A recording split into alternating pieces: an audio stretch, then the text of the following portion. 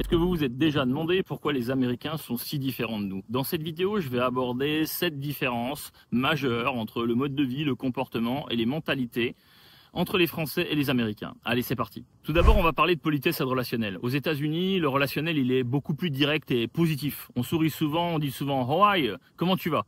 Même si en réalité, c'est pas une vraie question. C'est plutôt quelque chose de social. Les Américains, ils utilisent beaucoup de compliments et d'encouragements. Great job, super travail. You're awesome, you're amazing, tu es incroyable, tu es sensationnel.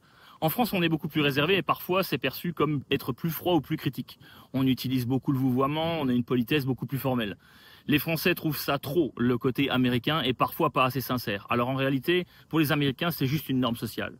Je dirais que la seconde différence, c'est le rapport au travail. Les Américains, ils valorisent la culture du hustle, c'est-à-dire travailler dur, être productif, faire du networking, souvent avec une mentalité go big or go home, c'est-à-dire vas-y à fond ou rentre chez toi. Les pauses sont courtes, les objectifs sont clairs, il faut maintenir l'énergie et la motivation. On le voit également dans le sport, hein, quand vous regardez les résultats des équipes américaines aux Jeux Olympiques. Il faut savoir que les gamins ici, ils sont entraînés comme des professionnels dès leur plus jeune âge. On rigole pas, tous les week-ends c'est la compétition, on n'est pas là pour plaisanter. En France, le travail, il est important, mais on valorise aussi l'équilibre entre la vie personnelle et la vie professionnelle. Les pauses café, elles sont sacrées et il y a beaucoup plus de protection sociale.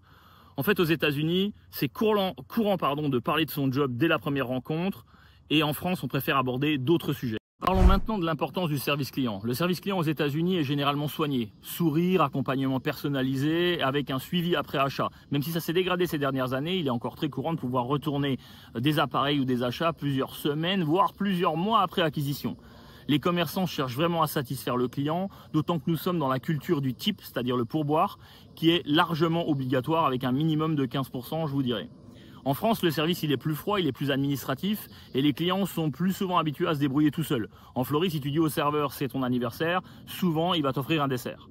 Parlons maintenant de la nourriture et des habitudes alimentaires. Aux États-Unis, la nourriture c'est souvent fast food, des portions généreuses et les repas qui sont pris sur le pouce. Il faut que ça aille vite. Et souvent, on a une consommation massive de soda et de snacks à côté. En France, le repas c'est un vrai moment spécial, c'est une institution. C'est plus long, on a une importance qui est dédiée à la qualité, au fromage, au vin et au dessert. Les Français trouvent trop souvent les portions américaines énormes, tandis que les Américains trouvent la cuisine française trop lente et trop compliquée. D'ailleurs, à titre personnel, lorsque les petites amies de mes enfants viennent à la maison, elles sont surprises, de voir que l'on se réunit tous les soirs à table parce que c'est sacré, c'est un moment de partage et c'est pas quelque chose qu'ils pratiquent ou alors de façon exceptionnelle à Noël ou pour Thanksgiving. Voyons à présent l'attitude face à la diversité sociale. Les États-Unis, c'est un vrai melting pot. L'identité américaine, elle est très liée à la diversité culturelle et ethnique avec un fort patriotisme. En France, l'identité, elle est plus centrée sur la langue, la culture et l'histoire. La diversité est aussi présente mais abordée différemment parce qu'elle est souvent plus complexe socialement. Aux États-Unis, on célèbre beaucoup de fêtes nationales comme le 4 juillet ou Thanksgiving qui renforcent le sentiment d'unité. D'ailleurs, à l'école primaire, les élèves récitent chaque matin le Pledge of Allegiance, c'est un serment d'allégeance au drapeau américain et à la nation. Et ça inculque un sentiment d'appartenance très fort à l'identité américaine et ce, quelle que soit l'origine de l'enfant, il est directement impliqué dans cette tradition. Le côté business, c'est évident, il fallait qu'on parle de ça. Ce qui frappe souvent quand on arrive aux États-Unis, c'est le côté professionnel et direct, presque impersonnel d'une relation, surtout en milieu professionnel ou commercial, bien entendu. Ici, il y a un mot d'ordre, nothing personal, just business. Rien de personnel, c'est juste du business. Les échanges et même parfois les désaccords sont pris de manière très pragmatique, sans forcément laisser place à l'émotion ou au ressentiment personnel. C'est pas qu'ils sont froids ou distants par nature, mais ils mettent une barrière claire entre la vie perso et la vie pro et privilégient l'efficacité, la rapidité et le résultat. En France, on a souvent tendance à mêler un peu plus les relations personnelles aux relations professionnelles. Par exemple, on va chercher à comprendre l'autre, à créer du lien. Aux États-Unis, c'est plus business first, c'est-à-dire le business en premier, même si la sympathie, elle est là. Elle est souvent plus légère et on n'attend pas forcément qu'elle influe sur les décisions.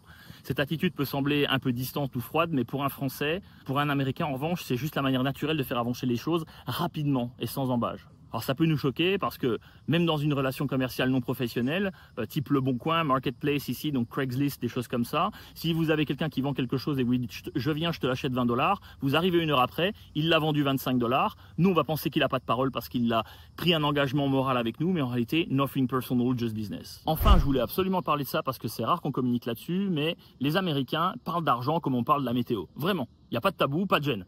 Alors, je vous explique pourquoi est-ce que ça change. Aux États-Unis, l'argent, il est vu comme un outil. Il est vu comme un outil pour progresser, pour investir, pour négocier. Dire qu'on a de l'argent, c'est pas considéré comme de la vantardise, c'est considéré comme de la transparence. Ici, on parle de résultats, on parle de salaire, on parle d'objectifs financiers et de side projects sans gêne. Si vous demandez à quelqu'un What do you do for the living? Qu'est-ce que tu fais pour vivre? La réponse, elle inclut souvent une fourchette de salaire. En France, ça serait tabou. Ici, ça aide à se situer. Et d'ailleurs, les side hustles, c'est-à-dire les revenus annexes, ils sont célébrés, ils sont félicités. Beaucoup affichent leurs revenus passifs, leur levée de fonds, leur objectif. Bref, c'est motivant, ça normalise l'ambition. Alors voilà, c'était mon top 7 des différences culturelles entre la France et les États-Unis. Dites-moi en commentaire laquelle vous avez trouvé la plus surprenante. Et si vous vivez ici, quelle autre différence vous avez remarqué? Likez, partagez, abonnez-vous. C'était Fabrice, salut!